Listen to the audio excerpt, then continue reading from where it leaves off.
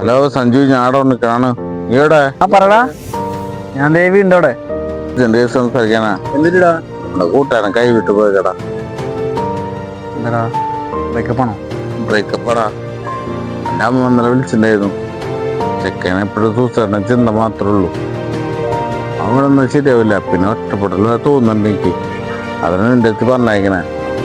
പിന്നെ വാട്സപ്പില് ഫോട്ടോ നമ്പറൊക്കെ അയച്ചിട്ടുണ്ട് ഞാൻ എനിക്ക്. അവിടെ എത്തിക്കഴിഞ്ഞാൽ നോക്കണം കേട്ടാ. അത് നന്നായി നോക്കണം കേട്ടാ.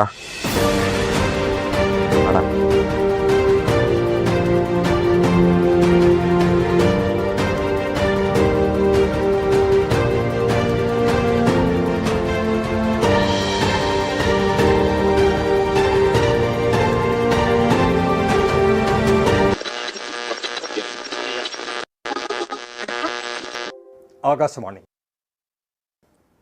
വാർത്തകൾ വായിക്കുന്നത് ഗോപൻ. പ്രധാനമന്ത്രി രാജീവ് ഗാന്ധിയെ വരാനിരിക്കുന്ന ലോക്സഭാ തെരഞ്ഞെടുപ്പ് പ്രചാരണത്തിനിടെ തേൻമൊഴി രാജരത്നം ആത്മഹത്യാ ബോംബറായി ശ്രീപെരുമ്പത്തൂരിൽ വെച്ച് കൊലപ്പെടുത്തി. കാലിൽ തൊടാൻ കുനിയുകയും തന്റെ അരയിൽ സ്ഥാപിച്ചിരുന്ന ബോംബ് പൊട്ടിക്കുകയും ചെയ്തു. നമ്മളാരെങ്കിലും ഇട്ടിട്ട് പോയെന്ന് വിചാരിച്ചു ഈ ജീവിതം അവസാനിക്കല പ്രോഗ്രാം. ഉപദേശിക്കാനൊക്കെ വളരെ എളുപ്പമാണ്. നമ്മൾ ഒരുപാട് സ്നേഹിച്ചത് തെറ്റി തോന്നി. അതൊക്കെ നിങ്ങൾക്ക് പറഞ്ഞാൽ മനസ്സിലാവില്ല.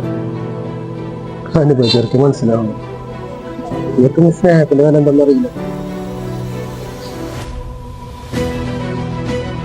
പോട്ടെ, നമുക്കൊരു സ്ഥലം വരെ പോയല്ലോ. വാ വായോ.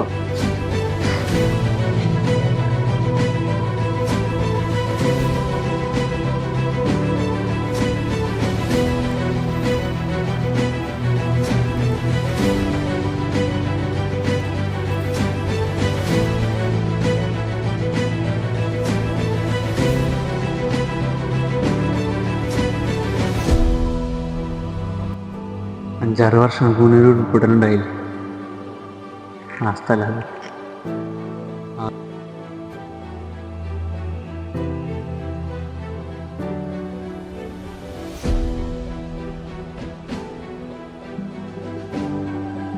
വലിയ പാറവെന്ന് എടുക്കണം. എൻ്റെ വീടുന്നില്ല. ഞാനൊന്ന് ഹോസ്റ്റലിൽ നിന്ന് പഠിക്കാറുണ്ട്. ഞാൻ എൻ്റെ അമ്മേനെ ഇന്നും വിളിക്കാറുണ്ട്. ഒരു ദിവസം വിളിച്ചപ്പോൾ ആരും ഫോൺ എടുത്തില്ല. ഇവിടെ വന്നപ്പോൾ വീടുമില്ല, വീട്ടുകാരുമില്ല, ആരുമില്ല. അന്ന് എനിക്ക് ജീവിതം അവസാനിപ്പിച്ചാലോ തോന്നിയത്. കേരളത്തിലെ നാനാഭാഗത്തു നിന്ന് ഒരുപാട് പേരൊന്ന് സഹായിച്ചു. അന്ന് എനിക്ക് കഴിക്കാൻ ഒരു പൊതിച്ചോറ് കിട്ടി. അതിലൊരു കത്തുണ്ടാകും. ആരും എഴുതിയ ഒരു കത്ത്. ഈ പൊതിച്ചോറ് ആർക്കാണ് കിട്ടുന്നതെന്ന് എനിക്കറിയില്ല. പൈസയായിട്ട് സഹായിക്കാൻ എൻ്റെ കയ്യിലൊന്നുമില്ല മക്കളെ. പക്ഷേ ഒരു നേരത്തെ വിശപ്പകറ്റാൻ എന്നെ കൊണ്ട് പറ്റും എന്ന് സ്വന്തം അമ്മ. അന്ന് എനിക്ക് മനസ്സിലായി, സ്നേഹിക്കാനും സ്നേഹിക്കപ്പെടാനും ഒരുപാട് പേരുണ്ടെന്ന്. അത്രയും വരില്ലല്ലോ നിന്നെ വിട്ടുപോയ വീറപ്പെണ്ണ്.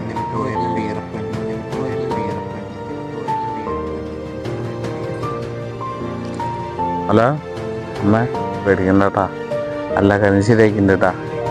അല്ല അവനൊരു കുഴപ്പമൊന്നുമില്ല. ആ ശരിയെന്ന് പേടിക്കണ്ട. ആ